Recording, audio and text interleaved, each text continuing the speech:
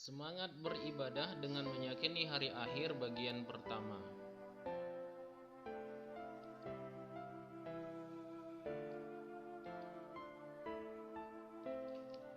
Bismillahirrahmanirrahim. Ya ayyuhan nasu attaqu rabbakum inna zalzalatas sa'ati syai'un 'azim.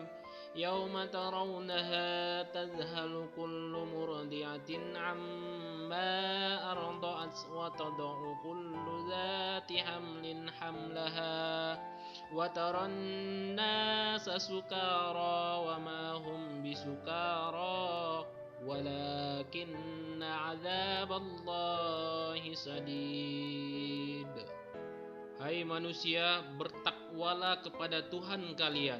Sesungguhnya keguncangan hari kiamat itu adalah suatu kejadian yang sangat besar, sangat dahsyat. Ingatlah, pada hari ketika kalian melihat keguncangan itu, lalailah semua wanita yang menyusui anaknya dari anak yang disusukannya, dan gugurlah kandungan semua wanita yang hamil. Dan kamu lihat manusia dalam keadaan mabuk, padahal sebenarnya tidak mabuk, tetapi azab Allah itu sangat keras. Firman Allah di atas memerintahkan kepada kita hamba-hambanya agar bertakwa kepadanya seraya memberitahukan kepada kita bahwa bakal ada peristiwa yang besar yang akan kita hadapi, yaitu peristiwa hari kiamat. Para ulama tafsir berbeda pendapat sehubungan dengan keguncangan hari kiamat ini. Tapi yang pasti, gambaran yang Allah berikan kepada kita bagaimana fenomena kejadian pada kiamat tersebut adalah seorang ibu yang lagi menyusui anaknya, dia nggak ingat lagi, dia campakkan itu anak yang ada dalam susuannya. Demikian juga dengan ibu-ibu yang lagi hamil. Saking takutnya pada situasi saat itu, mereka mengalami yang namanya keguguran tanpa terasa. Allah jelaskan, kamu melihat manusia pada saat itu dalam keadaan mabuk. Orang mabuk itu nggak ingat apa-apa, padahal sebenarnya mereka nggak mabuk. Itulah gambaran yang digambarkan oleh Allah dalam Al-Quran. Jadi pembahasan kita pada hari ini adalah pengertian hari akhir. Hari akhir dalam ajaran agama Islam adalah hari kiamat, yaitu yang didahului dengan musnahnya alam semesta ini dan musnahnya seluruh makhluk yang masih hidup. Jadi kehidupan pada saat kiamat itu semuanya akan berakhir.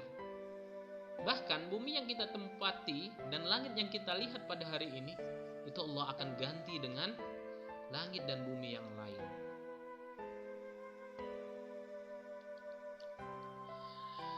Dalam Al-Quran, kiamat atau hari akhir itu dibagi menjadi dua bagian. Yang pertama itu adalah kiamat sugro. Apa itu kiamat sugro? Kiamat sugro adalah kiamat kecil. Maksudnya adalah peristiwa datangnya kematian bagi semua makhluk hidup termasuk manusia. Itulah kiamat sugro. Kiamat kecil ini pasti akan dialami oleh setiap makhluk hidup yang ada di dunia. Firman Allah Subhanahu wa taala dalam surah Al-Anbiya ayat 35. Kullu nafsin za'iqatul maut wa nabluwakum bisyarri wal khair fitnatan wa ilaina turja'un. Tiap-tiap yang bernyawa akan merasakan mati, dan kami akan menguji kamu dengan keburukan serta kebaikan sebagai cobaan, dan hanya kepada kamilah kamu akan dikembalikan. Dari firman Allah di atas bisa kita ambil sedikit pemahaman bahwa setiap yang bernyawa pasti akan merasakan mati. Maka tidak ada yang bisa lepas dari yang namanya kematian. Walaupun kita berlindung di dinding yang kokoh, gak ada yang bisa masuk. Kemudian kita makan obat-obatan yang luar biasa, sangat bagus, atau kita jaga kesehatan kita dengan kesehatan yang paling baik, fasilitas kesehatan yang paling baik kita miliki, kemudian kualitas udara yang paling baik. Tapi kalau sudah memang ajalnya, pasti kita akan mati. Ini gambaran bahwa hidup ini hanya sementara, kawan-kawan. Dia tidak selamanya. Maka berbahagialah orang yang bisa mempersiapkan bekalnya ketika nanti datang yang namanya kematian. Faiza jaa ajaluhum la yastakhiruna sa'atan wa la Faiza jaa ajaluhum la yastakhiruna sa'atan wa la yastaqdimun, kata Allah. Dan apabila kematian itu datang, maka dia tidak bisa dipercepat, tidak bisa diperlambat.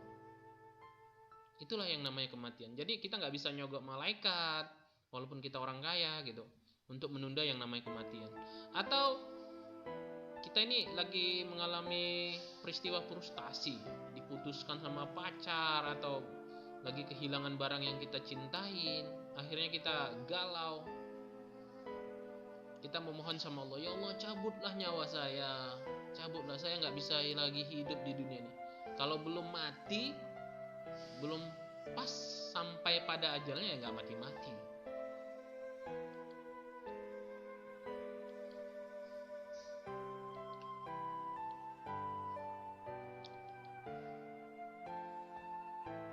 Kiamat yang kedua menurut Al-Quran adalah kiamat kubro. Setelah tadi kita bahas mengenai kiamat sugro atau kiamat kecil alias kematian yang pasti akan kita hadapin bersama, yang kedua ini adalah kiamat kubro. Apa itu kiamat kubro? Kiamat yang besar, yaitu peristiwa berakhirnya seluruh kehidupan makhluk dan hancur leburnya alam semesta secara total dan serentak. Firman Allah Subhanahu wa taala dalam surah At-Takwir ayat 1-3. Idzas samsu kuwirat wa idzan nujumu kadarat wa idzal jibalu suyirat. Ini gambaran yang digambarkan oleh Allah dalam Al-Quran. Apabila matahari digulung, bayangkan matahari yang begitu besar, begitu panas digulung. Wa idzan nujumu kadarat, dan apabila bintang-bintang yang berjatuhan. Kalau kita lihat bintang pada malam hari itu kan jutaan banyaknya, itu jatuh menimpa bumi, bayangkan itu. Wa izal jibalu suyirat, dan apabila gunung-gunung dihancurkan. Gak kebayang lah bagaimana peristiwa, fenomena, kejadian ketika kiamat. Gak ada yang bisa selamat. Jadi itu gambaran kiamat kubro. Oke, selanjutnya kita masuk kiamat menurut sains. Sains itu ilmu pengetahuan. Menurut ilmu geologi, bahwa di dalam perut bumi ini tersimpan gas-gas panas yang karakternya terus berkembang. Jadi gas-gas yang ada di perut bumi itu berkembang terus, sehingga kadang kelepasannya itulah yang menyebabkan kadang pergeseran lempeng, menyebabkan terjadinya gempa. Pelepasan tersebut kadang berkembangnya menyebabkan gunung-gunung yang ada di atas bumi ini itulah meletus. Kenapa bumi nggak hancur? Karena masih ada tekanan dari luar, yaitu tekanan atmosfer. Dan suatu saat tekanan yang di dalam bumi ini habis, gasnya habis. Dan akhirnya tekanan yang dari luar itu semakin kuat menekan bumi. Jadi bisa kita bayangkan kalau saya ilustrasikan seperti sebuah telur. Kalau telur itu ditekan dengan kedua belah tapak tangan kita kuat, maka akan menyebabkan telur itu hancur berkeping-keping. Kayak gitu juga lah bumi pada saat itu. Karena di dalam bumi itu sudah habis gasnya, kemudian tekanan dari luar itu menekan dengan sangat kuat, maka bisa dibayangkan bumi itu akan menjadi hancur lebur. Menurut sains ilmu astronomi, ahli astronomi menjelaskan bahwa planet beredar di angkasa mengelilingi matahari termasuk bumi. Peredaran ini berjalan rapi tanpa terjadi tabrakan dan benturan karena adanya gaya tarik-menarik. Dan daya tarik-menarik tersebut tidak selamanya utuh, kata ahli astronomi. Suatu saat gayanya itu akan hilang dan habis. Bisa kita bayangkan seandainya gaya tarik-menarik itu, apa yang terjadi? Yang terjadi adalah saling berbenturan, saling tabrakannya bumi dengan planet yang lain, bahkan juga dengan matahari. Bisa dibayangkan kalau terjadi yang namanya tabrakan, akan menyebabkan kehancuran dan kebinasaan. Menurut ilmu fisika, kalau menurut fisika itu sumber energi bumi itu adalah matahari. Dan matahari ini itu punya umur, punya usia. Kalau menurut mereka itu energinya itu bisa menyala selama 50 miliar tahun. Kita nggak tahu ya. Ini matahari sudah berapa miliar tahun dari ketika diciptakan sampai sekarang. Wallahu a'lam bishawab ya. Tapi suatu saat, kata ahli fisika ini, matahari itu juga akan mengalami yang namanya tutup usia. Dia tidak mengeluarkan energi lagi. Bisa dibayangkan kehidupan kita pada saat itu gimana? Semua makhluk pasti yang ada di muka bumi ini akan hilang dan binasa.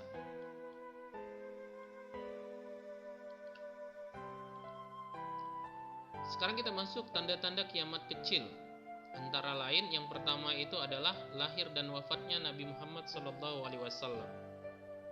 Jadi tanda-tanda kiamat kecil ini adalah tanda-tanda yang mendahului kiamat sebelum datangnya kiamat besar.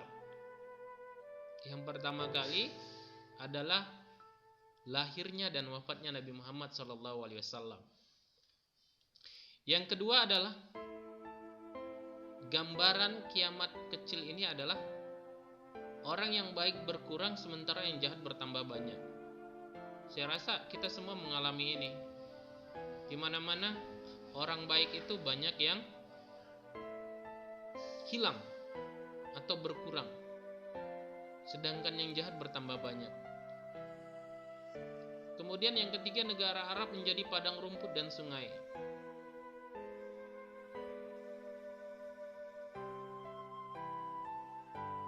Fenomena negara Arab menjadi hijau itu sudah menjadi hal yang luar biasa. Kita bisa lihat di tontonan, di majalah, media yang lain juga. Negara Arab sekarang tidak menjadi negara gurun lagi, tapi sudah tumbuh berbagai macam pohon-pohonan, rumput-rumputan dan sungai. Dan ini gambaran bahwa kiamat kecil seperti yang disabdakan oleh Rasul SAW 14 abad yang silam, bahwa tidak akan terjadi kiamat sebelum negara Arab yang asal mulanya padang pasir menghijau kembali. Itu kata Rasul. Yang keempat, banyaknya saksi palsu dan menyimpan kesaksian yang benar. Yang kelima, pria menyerupai wanita dan wanita menyerupai pria. Yang ketujuh, banyak wanita yang berpakaian tetapi hakikatnya telanjang. Yang kedelapan, ilmu agama akan secara bertahap hilang. Ini yang paling penting poinnya. Orang-orang baik itu kan tadi berkurang. Bagaimana cara berkurangnya? Allah akan wafatkan para ulama, orang yang paham terhadap agama, dan meninggalkan orang yang jahat yang hanya mempermainkan agama. Jadi orang-orang baik, orang-orang yang berilmu, orang-orang yang paham agama itu akan dipanggil Allah ya Allah. Yang selanjutnya adalah merajalelanya alat musik. Ini sudah jadi fenomena yang biasa ya. Di mana-mana ada alat musik. Kalau lagi kondangan pasti kita mendengar ada musik di sana. Kalau lagi kampanye atau yang lain sebagainya pasti ada musik juga di sana. Yang selanjutnya adalah zina merajalela. Ini fenomena yang sangat memiriskan ya. Baru-baru ini saya ada mendengar di media televisi anak SMP ada ditangkap 43 orang melakukan seks bebas. Jadi zina ini bukan merupakan hal yang tabu lagi, tapi sudah menjadi hal yang biasa. Dan ini adalah salah satu tanda-tanda kiamat kecil. Dan yang terakhir, pembunuhan merupakan hal yang biasa. Kalau kita lihat media massa, internet, dan lain sebagainya, setiap hari pasti ada kasus pembunuhan. Dan ini merupakan tanda-tanda kecil.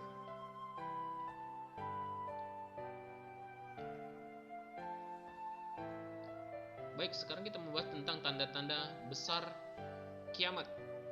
Setelah tadi melewati tanda-tanda kecil kiamat. Yang pertama adalah keluarnya Dajjal. Dajjal ini digambarkan oleh Rasul adalah orang yang mempunyai kelebihan yang bisa membawa manusia kepada kehancuran. Jadi digambarkan oleh Rasul, Dajjal ini bermata satu, tapi dia punya kelebihan. Kelebihannya apa? Kelebihannya, setiap daerah yang dilewatinya itu bisa dibuatnya menjadi subur. Jadi begini, sebelum Dajjal datang, dalam hadis dikatakan bahwa bumi mengalami masa-masa yang sangat luar biasa menyengsarakan. Bumi saat itu mengalami situasi kering kerontang. Jadi ketika Dajjal muncul, maka dia membawa fitnah, membawa cobaan buat manusia yang ada pada saat itu. Kenapa? Ketika manusia itu lagi membutuhkan air, dia tunjuk aja itu langit. Langit, keluarlah dengan izinku. Maka langit pada saat itu akan menurunkan hujan. Kemudian dia tunjuk itu bumi. Bumi, dengan izinku maka tumbuh. Maka tumbuhlah berbagai macam pohon-pohon. Bagi orang yang kurang iman, mungkin melihat fenomena seperti itu menganggap bahwa Dajjal itu Tuhan. Jadi buat kita perlu dipahami, perlu dikuatkan yang namanya sifat-sifat yang wajib bagi Allah. Laisa kamitslihi syai'un wa huwas samiul basir. Tidak ada daya upaya kita. Kita mohon kepada Allah. Kita pelajari sifat wajib bagi Allah, bahwa Allah itu tidak menyerupai dengan makhluknya. Dajjal ini perawakannya seperti manusia dan matanya itu cacat, mohon maaf, matanya satu.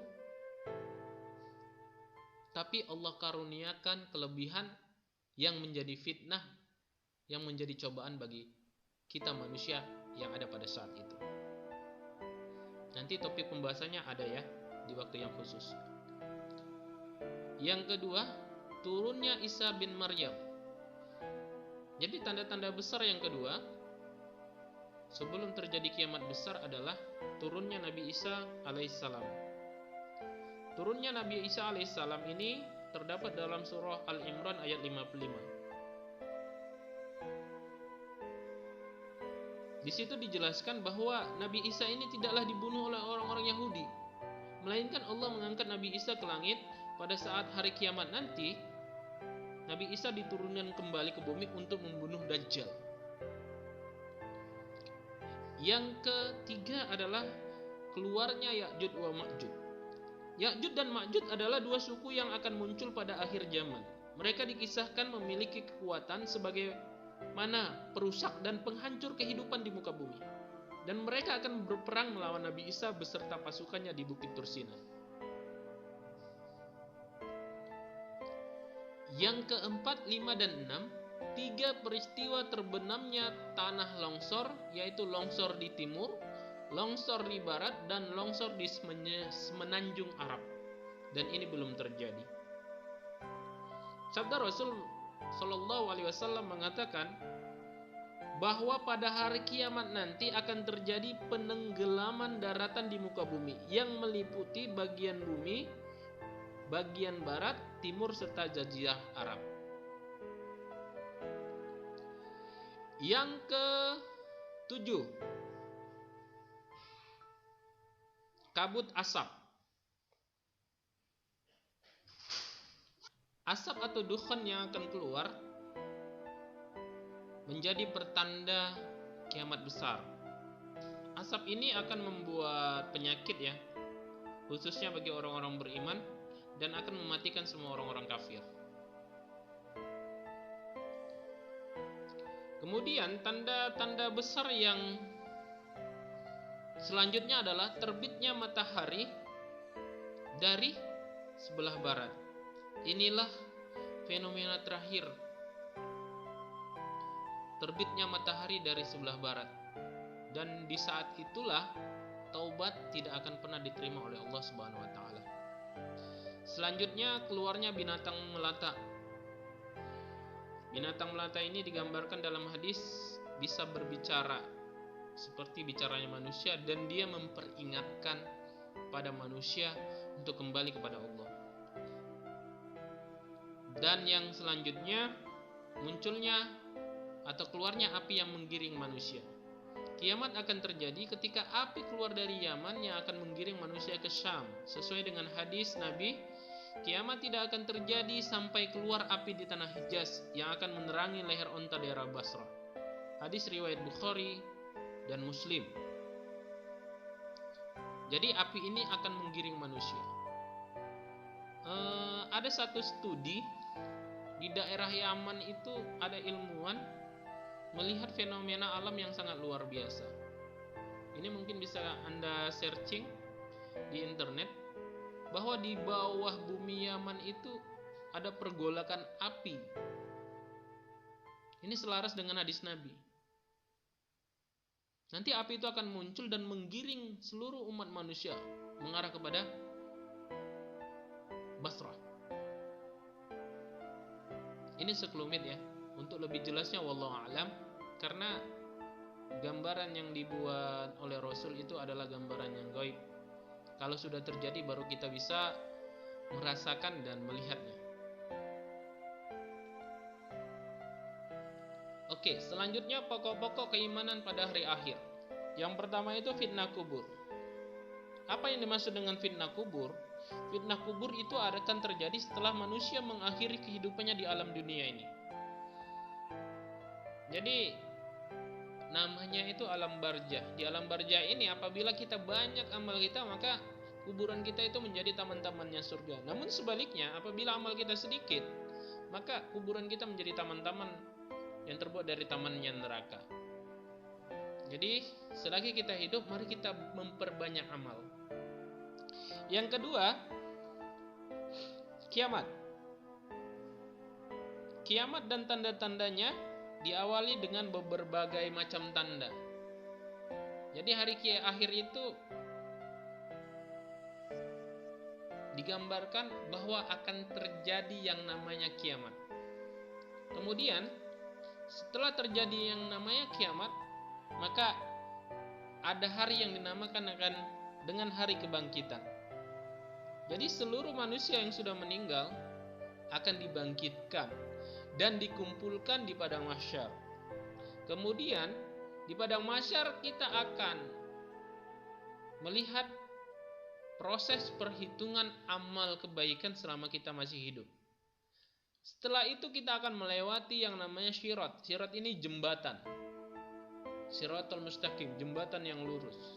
Yang apabila amal kita sedikit, maka bisa digambarkan kita akan terjatuh. Di bawah syirat ini neraka. Dalam hadis dikatakan syirat ini jauhnya 1000 tahun. 1000 tahun mendaki, 1000 tahun menurun, 1000 tahun mendatar. Jadi bisa dibayangkan bagaimana situasi dan kondisi saat itu. Dalam hadis yang lain dikatakan kecilnya syirat ini seperti rambut di belah 7. Luar biasa.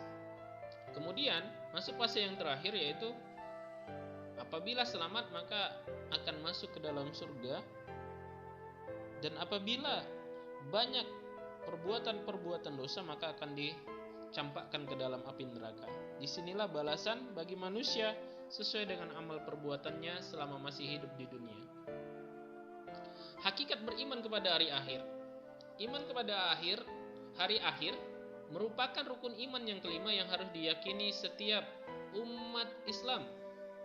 Segala perbuatan yang dilakukan oleh setiap manusia, baik maupun buruk, akan dipertanggungjawabkan di akhirat kelak. Oleh sebab itu, keimanan kepada hari akhir hendaknya dijadikan landasan utama untuk menyadarkan diri agar selalu taat kepada ajaran Allah Subhanahu wa taala. Hari akhir sudah pasti.